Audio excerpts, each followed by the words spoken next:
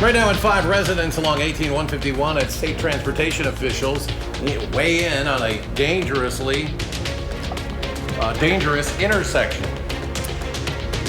Plus, how a measure being considered at the state capitol to allow certain nurses to do their jobs without the constant oversight of having a doctor.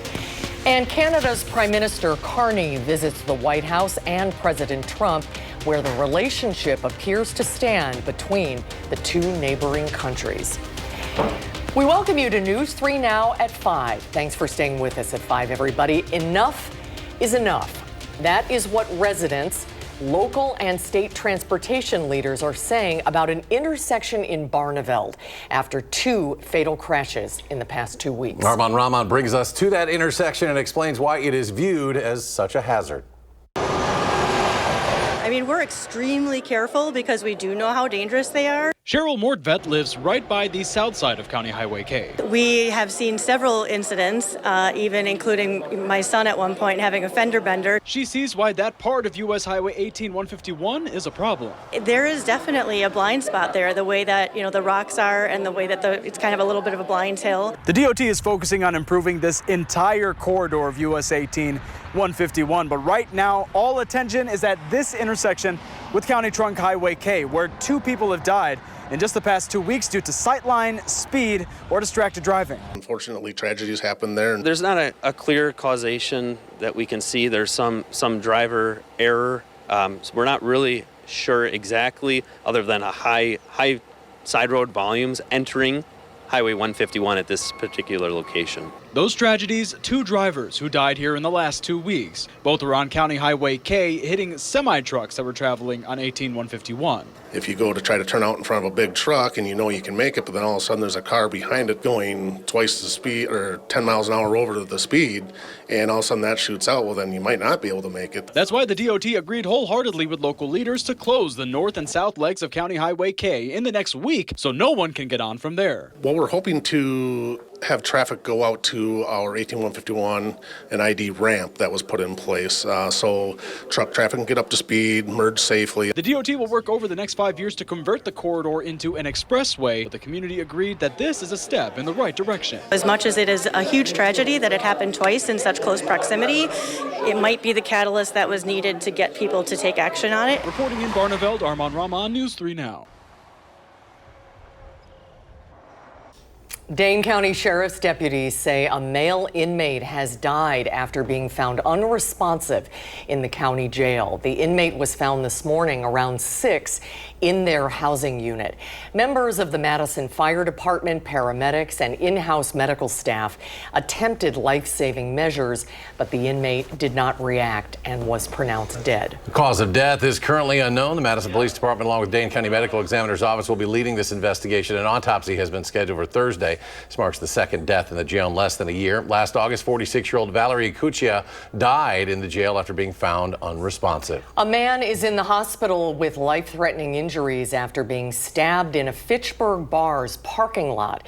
Officers say the stabbing happened in the Monkey Shines Bar and Grill parking lot at around 1 o'clock this morning.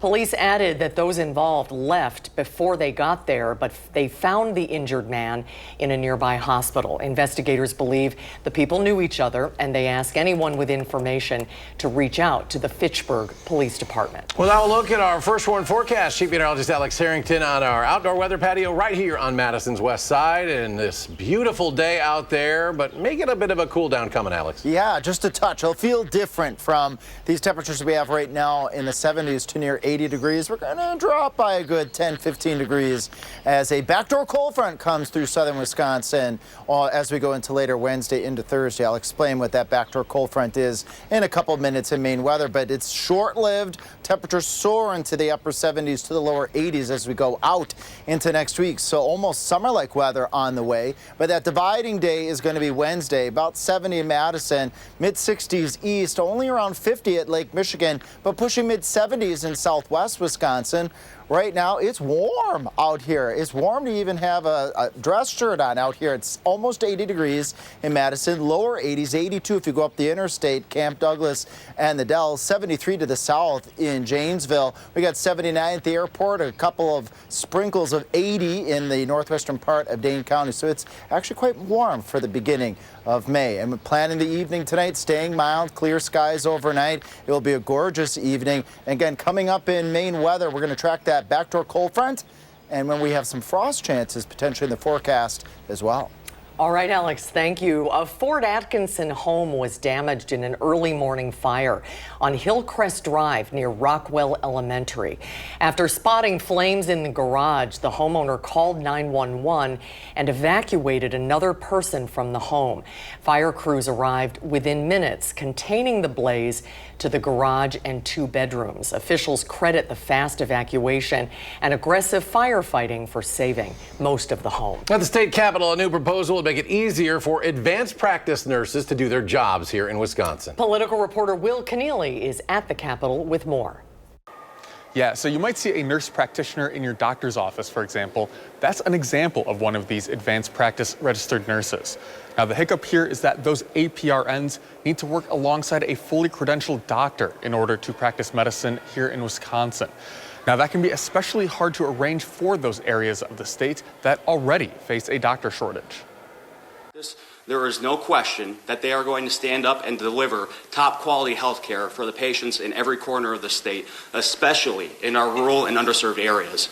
And it's for that reason that lawmakers in the state capitol want to remove a barrier for advanced practice nurses and allow them to practice without a collaborative agreement with a doctor.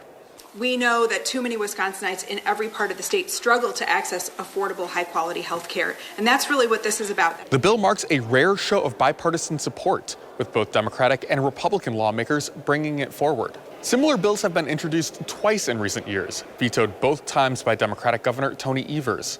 In his last veto message, the governor said that he supported the idea, but wanted more safeguards. Despite a couple setbacks for the last couple sessions, we've had very productive conversations with the various stakeholders, along with Governor Tony Evers, and we have a deal in place that if and when this bill reaches his desk, it will get signed into law. Now, the bill is currently circulating behind the scenes and could be introduced in the next couple of weeks here. Reporting from the state capitol, Will Keneally, News 3 Now. Well, thank you. The introduction of that bill coincides with National Nurses Week, which starts today. President Trump met with Canada's new prime minister at the White House this afternoon. Both leaders struck a friendly tone. That is despite increased tension in recent months following President Trump's imposition of new tariffs and calls for Canada to become the 51st state. Torian Small has the latest from the White House. I love Canada. Sitting next to Canada's new Prime Minister, Mark Carney, in the Oval Office, President Trump said he has a lot of respect for Canadians, but he won't back down when it comes to tariffs. We want to make our own cars. We don't really want cars from Canada. We really don't want Canadian steel, and we don't want Canadian aluminum and various other things, because we want to be able to do it ourselves. U.S.-Canadian relations have been strained since 25% tariffs on some Canadian goods went into effect in March. During Tuesday's meeting, the president also called the U.S.-Mexico-Canada trade agreement, which he signed in this first term, a transition deal, and raised the possibility of renegotiating it, something Canada's new leader signaled he's open to. It is a basis for a broader negotiation. Some things about it are going to have to change. Canadians elected Carney last week, in part because of his pledge to stand firm against President Trump. And stand firm is exactly what he tried to do when the president once again floated the idea of Canada becoming the 51st state. It's not for sale, won't be for sale, ever. But President Trump remained undeterred. I say never.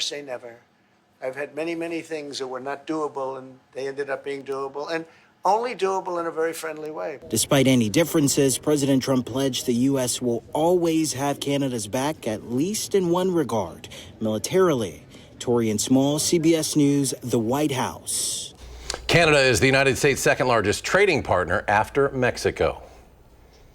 Let's take a look at stocks on this Tuesday. It was another I did the same thing today. Sell-off of sorts. It's been kind of a long day. That soccer threw us all off.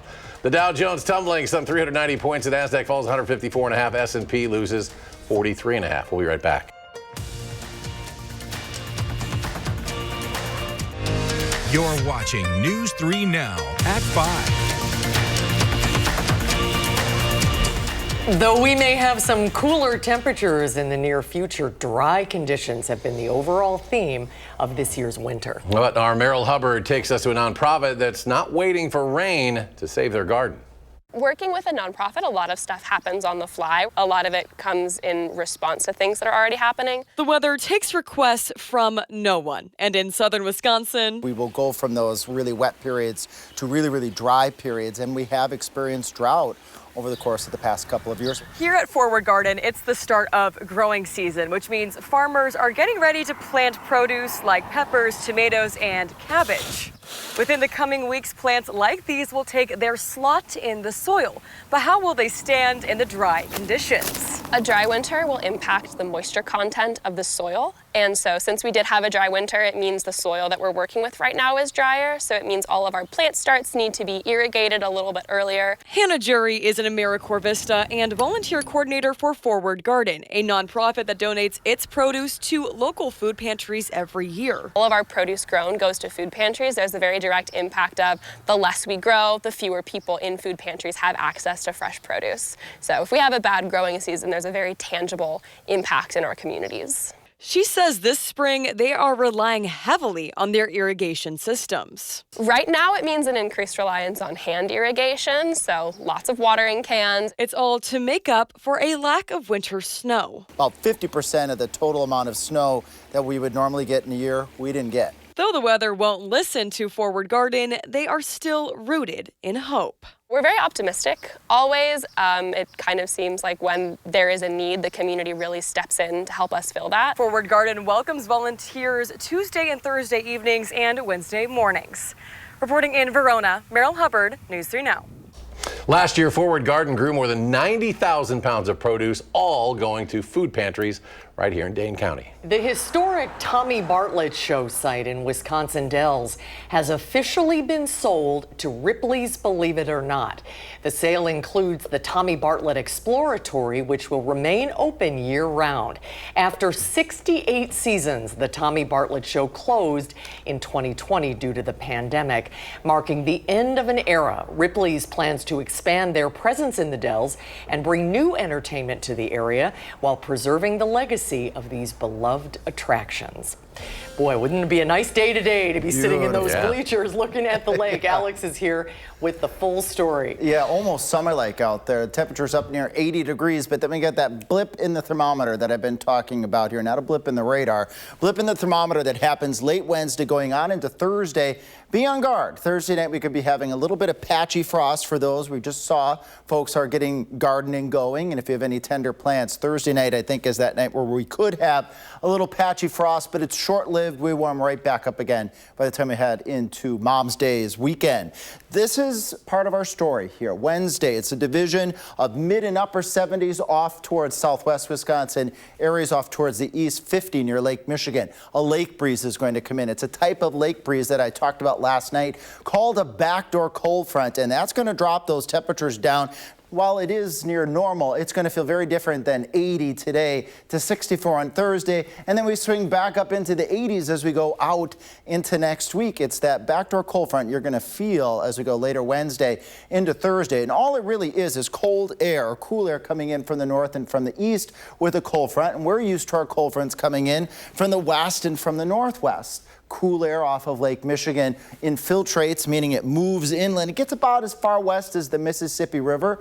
West of the Mississippi River, it stays warm, and then we just have these brief couple days where it's just a bit, as we were saying earlier, on the brisk side. Here again, temperatures around 70 at noon Wednesday. Watch southwest Wisconsin. They get up into the mid-70s. Areas off towards the east. I'll step over here. Watch this cool air invade as we go in to Wednesday night, going on into the early part of Thursday morning. Staying in the upper 30s, winds will be brisk, so I think the chance of frost Wednesday night is not quite as high as what we may see Thursday night. After a seasonably cool day, low to mid to upper 60s, we're going to have light winds Thursday night. We're going to have clear skies, and that's that recipe for a little bit of patchy frost. Right now, not anywhere close to frosty temperatures. We got 82 up the interstate, 79 in Madison. The cool spot right now is 73 degrees in Janesville. Normal highs are 65, so that feels pretty good in Janesville right now. 79 at the airport, 80 off to the north and towards the west. This is a beautiful evening for southern Wisconsin. Get out, enjoy it. Dog walk, maybe if you want to grill out this evening. It's a wonderful time for that. Temperature staying in the 70s and then the upper 60s. When you join us again for our 10 o'clock newscast, still in the 60s out there. And lows tonight will be right around 50 degrees in the area, and that's pretty far above normal, almost 10 degrees above normal. Now, you also may be wondering, we were talking just about a Merrill's feature there on precipitation. Right now we're up for the month. We're about 2 inches up, so that's good. That's a plus. For the year, we're just breaking even right now. So we're right at that cusp as we go into the planting season. Right now we're right at that 50-50 marker of, are we going to get more rain? Are we going to stay dry? And as you look at the 10-day period here, overall rain chances, unfortunately, not very high as we head out into the future. Temperatures will be on the mild side. I shouldn't say mild. They're going to be on the very warm side, approaching summer-like values by the time we get to Mother's Day, going out into later next week. That's the next chance of water in southern Wisconsin, at least appreciable chance, and that will be with the cold front coming in from the west Thursday going into Friday at 6. I'll show you what are our chances of staying dry and what are our chances of staying warm going out further into May. Looks like the moms will like Sunday, though. Yeah. Alex, thank you. Up next, a court date for the Florida man accused of communicating with the Abundant Life School shooter here in Madison. We'll have the latest details just ahead.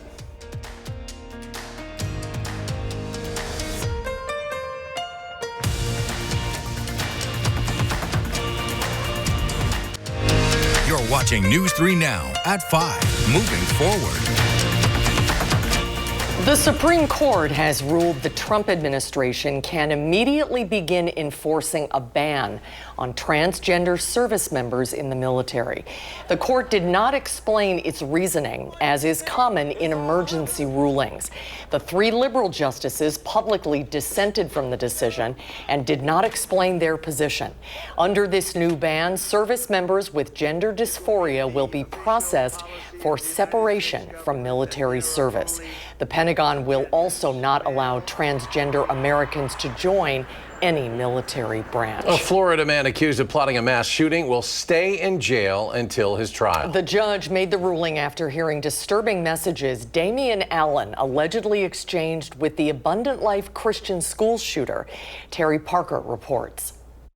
22-year-old Damian Allen walked into court Monday asking to be released on bond, a request ultimately denied after the judge heard evidence about his threats to commit a mass shooting. The nature and circumstances are so incredibly alarming in this case. While Allen talked to his lawyers, occasionally flashing a smile, Palm Beach County Sheriff's Detective Edgar Miranda testified about the alarming text messages they found between Allen and 15-year-old Wisconsin school shooter Natalie Rubnow. Did Mr. Allen at any point in time ever make the statement, once you get to a point, there's no going back? Yes, and she replied, correct. And then I believe she said, I love you, and he said, I love you more after that. And Miranda said Allen never denied making threats to kill. How he's just his childhood was very upsetting, how we had spoke about his mother and his father and his life and things that he's went through and gone through. Yes. He's also had issues in school. Allen's lawyer, Elizabeth Ramsey, argued Allen had quit texting Rubnow months before she carried out her deadly plan. Ramsey said his many real-looking deputy and FBI uniforms, plus legally owned guns and other gear, was part of his online gaming persona, pointing out he'd never committed fraud or worn the uniforms in public. But prosecutor Adriana Lopez said the uniforms, the weapons, the sheer amount of thought and planning he'd put into this persona showed he could easily have carried out his threats. He is to a level of sophistication that is, frankly, scary. Judge Weiss concluding there was no safe way to release Allen. The concern of mass danger to the community is very real. Allen remains behind bars under a risk protection order. The sheriff's office says his mental health history poses a danger. The teenager accused in a deadly shooting at a Georgia high school might withdraw his not guilty plea. Colt Gray's defense attorney made that comment during today's status hearing, adding a psychologist will visit Gray later this month. Police say Gray admitted to the 2024 shooting at Appalachian High School in Winder. 2 teachers and students died. Gray was indicted on 55 felony counts and, if convicted, could face life behind bars. We'll have a final check of the weather when we come back.